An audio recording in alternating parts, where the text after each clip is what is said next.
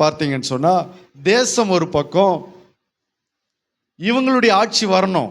இப்போ எலெக்ஷன் வரப்போகுது, இவர்களுடைய ஆட்சி தான் வரணும், அவர்களுடைய ஆட்சி தான் வரணும், அந்த கட்சிக்காரங்க தான் ஜெயிக்கணும், இந்த கட்சிக்காரங்க தான் ஜெயிக்கணும் என்று சொல்லி ஒரு பக்கம் மனிதனுடைய ராஜ்யத்தை, அரசியல்வாதிகளுடைய ராஜ்யத்தை மக்கள் தேடிக்கொண்டிருக்கிறாங்க. அல்லேலூயா. இன்னைக்கு நம்ம கூட அப்படி நினைக்கிறோமா? இவர் தாங்க ஜெயிக்கணும், அவர் தாங்க அரசியல் தலைவராக வரணும், அவர் தாங்க முதலமைச்சராக வரணும், அவர் தாங்க பிரைம் மினிஸ்டராக வரணும் அப்படி என்று சொல்லி ஒரு பக்கம் கிறிஸ்தவர்களாகிய நம்மளும் என்ன செய்கிறோம்? அவங்க வரணும், இவங்க வரணும், அவங்க தான் ஜெயிக்கணும், இவங்க தான் ஜெயிக்கணும் அப்படின்னு நாம் ஒரு பக்கம் போராடிக்கிட்டு இருக்கிறோம். ஆனால் வேதம் என்ன சொல்கிறது தெரியுமா? முதலாவது யாருடைய ராஜ்யத்தை நீங்கள் தேடுங்க. அந்த அரசியல்வாதி வந்தால் ஜெயிச்சா, இந்த கட்சி ஜெயிச்சா நமக்கெல்லாம் நல்லது, நமக்கெல்லாம் நன்மை செய்வாங்க, இந்த அரசியல் தலைவர் ஜெயித்தால் கிறிஸ்தவர்களுக்கு சப்போர்ட்டு கிடைக்கும், சபைகளுக்கு பாதுகாப்பு கிடைக்கும், இந்த அரசியல்வாதி ஜெயிச்சா நமக்கெல்லாம் நல்லது செய்வாங்க. அப்படிலாம் கிறிஸ்தவர்கள் என்ன செய்யக்கூடாது? கற்பனை பண்ணி கொண்டு இருக்கக்கூடாது. ஆண்டவர் நமக்கு கொடுத்த வார்த்தை என்ன அப்படின்னு கேட்டால், நீங்கள் முதலாவது யாருடைய ராஜ்யத்தை தேடணும்? தேவனுடைய ராஜ்யத்தை நீங்கள் தேடணும். உலகத்தில் யார் வேணாலும் யாருடைய ராஜ்யத்தை வேணாலும் தேடட்டும், குடும்பத்தில் யார் வேணாலும் யாரை தேடட்டும், ஆனால் கர்த்தருடைய பிள்ளைகள் எப்பவுமே முதலாவது யாருடைய ராஜ்யத்தை தேடணும்? தேவனுடைய ராஜ்யத்தை தேட கற்றுக்கொள்ள வேண்டும். அல்லேலூயா. அதுக்கு தான் ஆண்டவராக இயேசு கிறிஸ்து சொன்னார். மத்தேயு அதிலே 6ஆம் அதிகாரம் 10வது வசனத்தை வாசிக்கலாம். மத்தேயு 6:10. உம்முடைய ராஜ்யம் வருவதாக.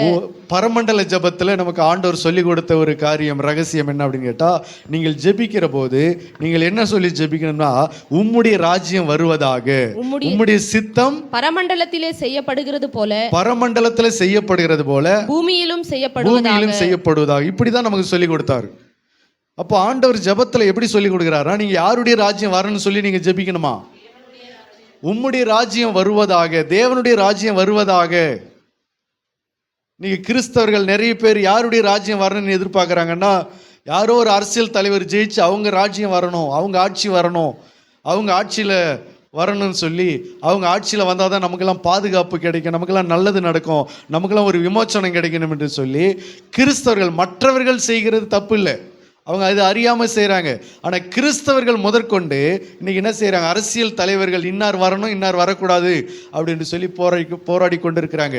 ஆனால் கிறிஸ்தவர்களுக்கு கர்த்தரால் பிறந்த கட்டளை என்ன அப்படின்னா, மனிதனுடைய ராஜ்யத்தை நீ தேடக்கூடாது. மனிதன் யாரை வேணாலும் யார் வேணாலும் ஆளுகை செய்யட்டும், யார் வேணாலும் ஆட்சிக்கு வரட்டும். ஆனால் கர்த்தருடைய பிள்ளைகளுடைய ஜபமும் கர்த்தருடைய பிள்ளைகளுடைய வாஞ்சையும் என்னவா இருக்கணும்னா, உம்முடைய ராஜ்யம் வருவதாக, கர்த்தருடைய ராஜ்யம் வருவதாக. அதை தான் சொல்றாரு. முதலாவது நீங்கள் யாருடைய ராஜ்யத்தை தேடணும்? தேவனுடைய ராஜ்யத்தை தேடணும். கிறிஸ்தவர்களாகி நமக்கு பாதுகாப்பு யாருக்கிட்ட இருந்து வரும்? கர்த்தர்கிட்ட இருந்து வருமா? அரசியல்வாதி கிட்ட இருந்து வருமா? சபைகளுக்கு பாதுகாப்பு யாருக்கிட்ட இருந்து வரும்? கர்த்தர்கிட்ட இருந்து தான் வரும். ஏன்னா சபை யாருடையது? கர்த்தருடையது. ஊழியம் கர்த்தருடையது. விசுவாசிகள் கர்த்தருடைய பிள்ளைகள்.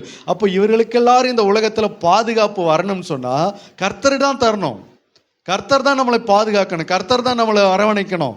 உன்னதமானவருடைய மறைவில் இருக்கிறவன் சர்வ வல்லவருடைய நிழலில் தங்குவான். அவர் தான் நம்மளை பாதுகாக்கணும். பகலில் பறக்க அம்புக்கும், இருளில் நடமாடும் கொள்ளை நோய்க்கும், மத்தியானத்தில் பாழாக்கும் சங்காரத்துக்கும், இதுக்கு எல்லாத்துக்கும் நம்மளை பாதுகாப்பது கர்த்தர் தான். அதை விட்டுட்டு இந்த அரசியல்வாதி வந்தால் நம்மளை பாதுகாப்பாங்க, அந்த அரசியல்வாதி வந்தால் பாதுகாப்பாங்க, இந்த கட்சிக்காரங்க ஜெயிச்சா பாதுகாப்பாங்க, அந்த கட்சிக்காரங்க ஜெயிச்சா பாதுகாப்பாங்க என்று சொல்லி இன்றைக்கி அநேக ஊழியக்காரர்கள், பிஷப்மார்கள், இன்றைக்கி பெரிய பெரிய கமிட்டி தலைவர்கள், ஊழியத்தில் இருக்கிற முன்னோடிகள், இவங்கெல்லாம் இன்றைக்கி யாருடைய ராஜ்யம் வரணும்னு சொல்லி, ஒரு மனிதனுடைய ராஜ்யம் வரணும்னு சொல்லி போராடி கொண்டு இருக்கிறாங்க. அதுக்கு மீட்டிங் வச்சு ஜெபம் பண்ணி கொண்டு இருக்கிறாங்க. இன்னார் ஆட்சிக்கு வரணும், இன்னார் ஆட்சிக்கு வரக்கூடாது அப்படின்னு சொல்லி. அது நம்மளுடைய வேலை கிடையாது. கர்த்தருக்கு சித்தமானவர் யார் வேணாலும் ஆட்சிக்கு வரட்டும். ஆனால் நாம ஜெபிப்பது யாருடைய ராஜ்யம் வரணும்னு சொல்லி? தேவனுடைய ராஜ்யம். அல்லேலூயா. ராஜாக்களுக்காக ஜெபம் பண்ண வேண்டியது நம்முடைய அவசியம். பிரபுக்களுக்காக ஜெபம் பண்ண வேண்டியது நம்முடைய அவசியம்.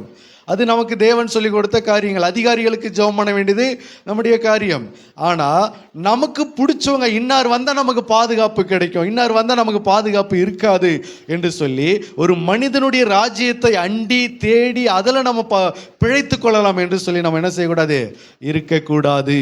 அல்லேலூயா. நம்ம யாருடைய மறைவில் தான் நம்ம பாதுகாப்பாக இருக்க முடியும்? யார் ஆட்சிக்கு வந்தாலும் நமக்கு பாதுகாப்பு இல்லை. கர்த்தருடைய பாதுகாப்பு கிடைத்தா மட்டும்தான் நமக்கு என்ன உண்டு, பாதுகாக்க முடியும். கர்த்தர் வீட்டை பாதுகாத்தாதான், கர்த்தர் வீட்டை கட்டினாதான் எப்படி வீடு கட்டப்படுமோ, கர்த்தர் நகரத்தை காத்தாதான் அது காக்கப்படுமோ, அதுபோல தேவன் ஒரு மனிதனை காக்க அவர் தவறிட்டார் என்று சொன்னால் அந்த மனிதன் என்ன செய்ய முடியாது, காத்துக்கொள்ள, காப்பாற்றிக்கொள்ள, ரட்சித்து கொள்ள முடியவே முடியாது. அல்லேலூயா. ஆண்டவர் சொல்கிறார், உன்னை காக்கும்படிக்கு நான் உன்னுடனே கூட இருக்கிறேன் என்று எரேமியாவுக்கு ஆண்டவர் சொன்னார். ஆகவே நம்மை பாதுகாக்கும்படிக்கு, இரவும் பகலும் நம்மை பாதுகாக்கும்படிக்கு, நம்மையும் நம்ம வீட்டையும் நம்ம குடும்பத்தையும் நமக்குண்டான எல்லாவற்றையும் வேலியடைத்து பாதுகாக்கும்படிக்கு யாருடைய ராஜ்யம் வரணும்? கர்த்தருடைய ராஜ்யம் வரணும். அதனால தான் ஆண்டவர் சொன்னார், முதலாவது நீங்கள் யாருடைய ராஜ்யத்தை தேடுங்க? தேவனுடைய ராஜ்யத்தை தேடுங்க. அல்லேலூயா. ரெண்டாவது, நீங்களே உங்கள் ராஜ்யத்தை என்ன பண்ணாதீங்க, நிலைநாட்ட விரும்பாதீங்க. உங்கள் குடும்பத்தில் நான் சொல்கிறதா நடக்கணும், எங்கள் குடும்பத்தில் நாம் வைக்கிறதா சட்டம், நான் சொல்கிறதா எல்லாம் செய்யணும், நான் சொல்கிறதா எல்லாம் கீழ்ப்படின்னு சொல்லி உங்கள் ராஜ்யத்தை நிலைநாட்டவும் விரும்பாதீங்க. ஒரு மனிதனுடைய ராஜ்யத்தை நீங்கள்